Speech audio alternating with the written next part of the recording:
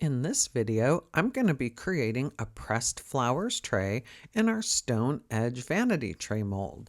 This allows you to do top-up pours so you can see exactly what you're getting. Resiners was great enough to send us 3 packets of their pressed flowers, and I'll have a link below to their website. I knew I needed a bunch of different flowers. You always need more than what you think you need, and I thought I wanted to use larger flowers in this pour. I did one in our geode, 2-part geode tray, and I used smaller flowers, but the sets that they have are awesome. This first set I'm looking at is 6 packs, 5 of flowers and 1 set of greenery. And as you see, it covers the color spectrums there. I knew I wanted bright blooms because I'm planning on having a black background in the back of the flowers.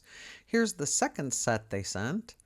There's some nice orange and yellow flowers in there with complementary flowers and little greens.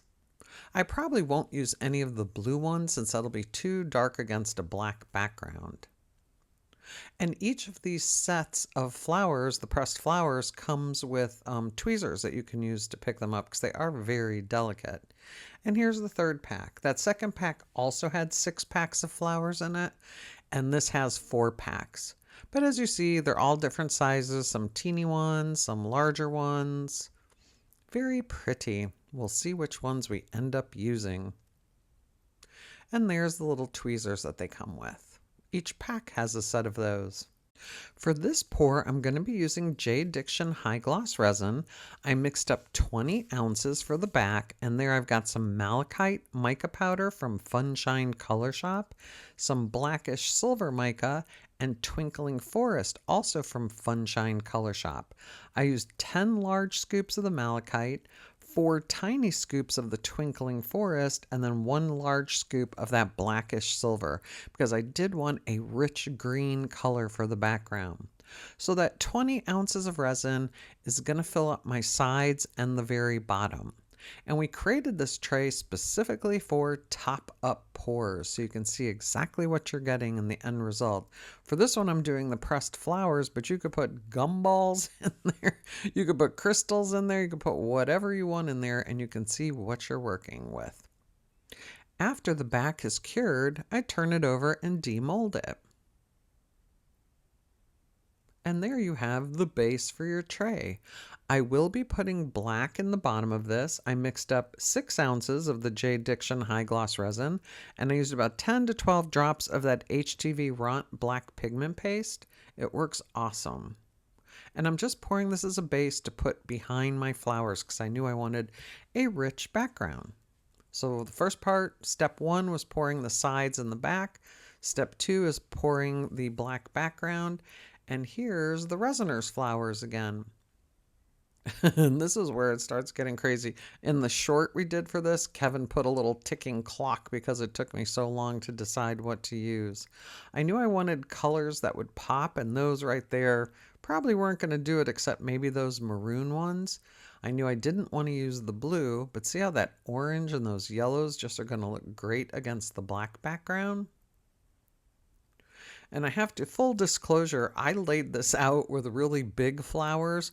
Ugh, and I didn't like the way it looked. So Kevin came in to save the day and he laid out a cute little garden, as you'll see in a moment.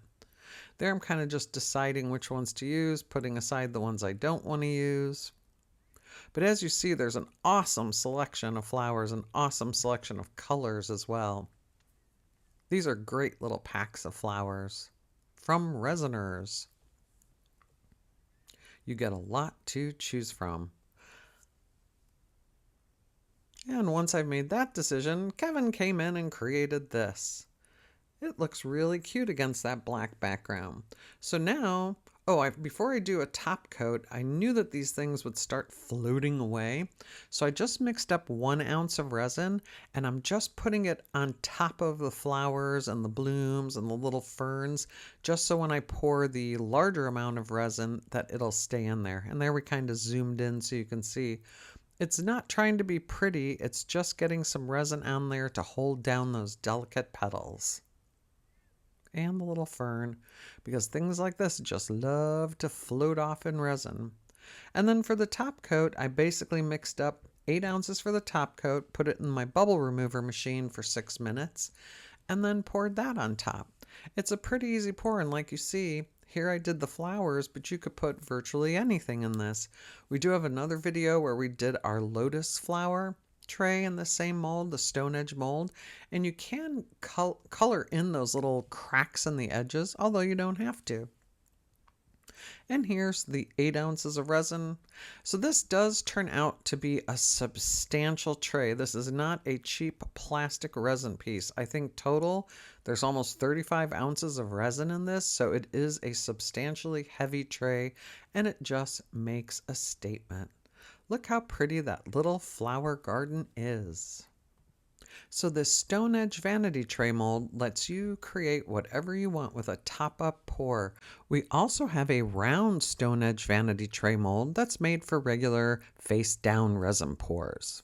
Both of our stone edge vanity tray molds are completely unique to the market and lets you elevate your resin art when you create in them.